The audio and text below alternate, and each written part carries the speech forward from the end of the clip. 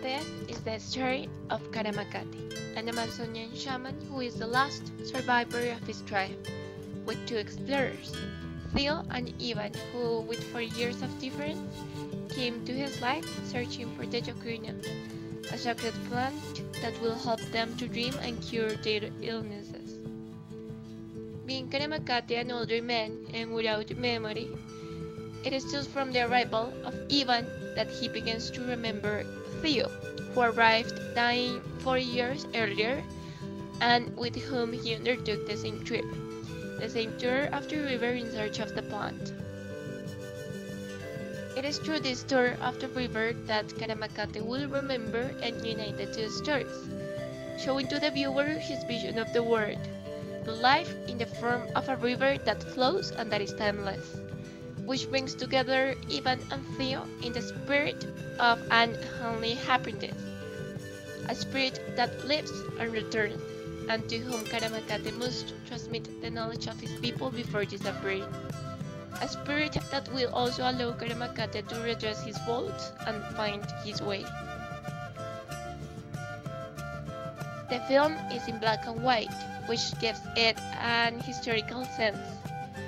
Actually, it is based on the historical events that took place 100 years ago in the Amazon. It is inspired in the diary of two scientists, the German Theodor Rumberg, who undertook the journey first, and the American Ivan Schultes, who followed his steps 4 years later. However, the film is told from the indigenous perspective, and not from the typical look of the adventurer or white traveler who is represented as a hero for the natives. On the contrary, this film wants to show the effects that colonialism left on the indigenous culture. Throughout the film, the protagonists are discovering the impact of the arrival of the white man in remote areas. For example, the exploitation of natural resources, mass evangelizations, and the imposition of dominant languages. It is a film that also seeks to show the multiculturalism of the Latin America territory. We can see that the use of languages is quite particular. Portuguese is spoken, Spanish is spoken, German is heard, and there are lots of local indigenous dialects. Most conversations between Karamakate and the explorers are in indigenous languages, and these delve into the traditions of the tribes. It also seeks in certain scenes to tell the violent effects that colonialism left. For example, the history of Ruber is represented, one of the greatest genocides that has occurred in Latin America. Actually, as an additional information, the latest novel by Mario Vargas Llosa, El Sueño del Celta, also tells this story. The book is the story of an Irishman who denounced everything that implied caucheria, which was the extermination of hundreds of thousands of indigenous people in brutal and savage ways, the disappearance of many knowledge, of many communities, completely. It is the genocide of hundreds of thousands of people, enslaved and exploited in the worst way, so that rubber was the great industry that it was. So the film starts from this idea of violence in many scenes.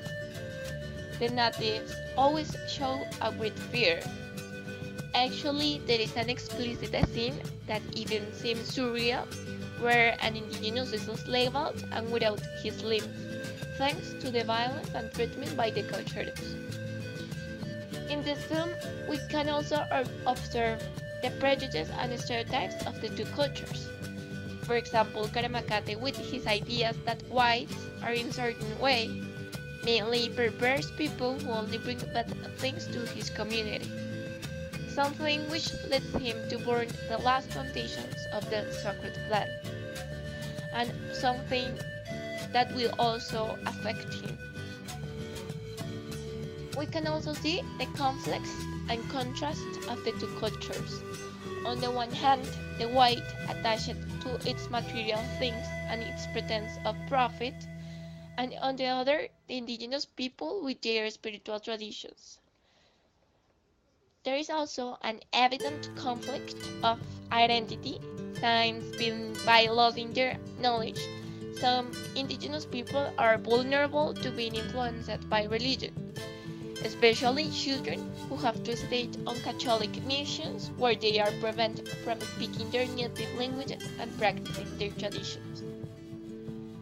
With respect to this identity vulnerability, there is a scene that catches my attention the most, where syncretism is expressed in a group of indigenous people who practice Catholicism and have a leader who claims to be Jesus Christ, someone who persuades them to behave in his favor. Also, there's a crisis of identity because indigenous people don't recognize themselves as Colombians, neither part of other countries.